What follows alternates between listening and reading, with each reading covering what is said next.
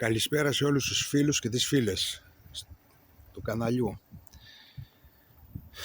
Λοιπόν, η ελαιόκραβη έχει ανοίξει. Απλά ο καιρός, όπως θα δείτε, δεν μας κάνει τη χάρη. Κάθε μέρα έχουμε βροχή και λίγο σταματάει, αλλά και ξαναξεκινάει πάλι η βροχή. Τώρα, εντάξει, σήμερα έχει ανέβει λίγο η θερμοκρασία και είναι λίγο καλύτερα τα πράγματα, αλλά το ιδανικό θα είναι να μην ξαναβρέξει τώρα και να ανέβει κι άλλο η θερμοκρασία.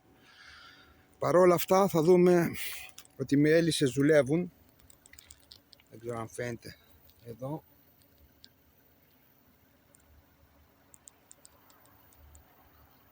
Οι μέλισσες δουλεύουν τώρα.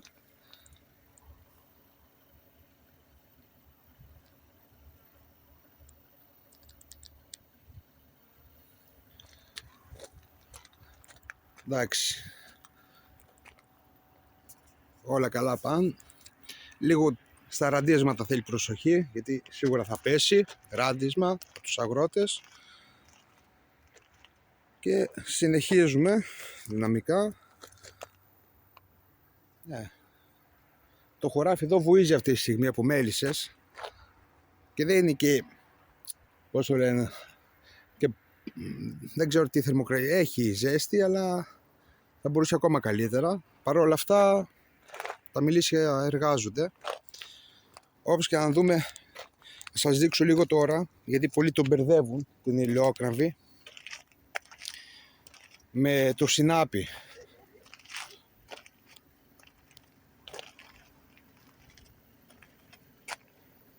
Θα σας δείξω τώρα και πώς είναι το σινάπι που πολλοί τον μπερδεύουν.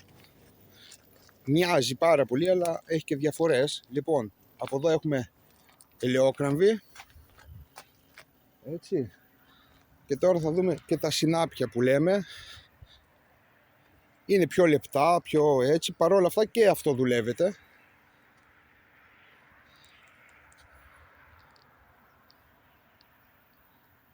Και αυτό μας κάνει δουλειά. Αν δείτε, είναι πιο λεπτό τα κλονάρια, τα φύλλα τους είναι πιο λεπτά και το λουλούδι εδώ, η φούντα είναι πιο μικρό, φαίνεται. Έχει διαφορές μεγάλες από ό,τι έχει η ελαιόκραβη από εδώ. Τα φύλλα της είναι πλατιά, ο κορμός είναι πιο χοντρός και τα λουλούδια είναι έτσι, είναι πιο μεγάλα, πιο έτσι. Αυτά, φίλοι μου, προχωράμε δυνατά και άμα μας κάνει και ο καιρός τη χάρη θα πάρουμε και μέλια φέτος πάλι. Να είστε όλοι καλά. Γεια σας.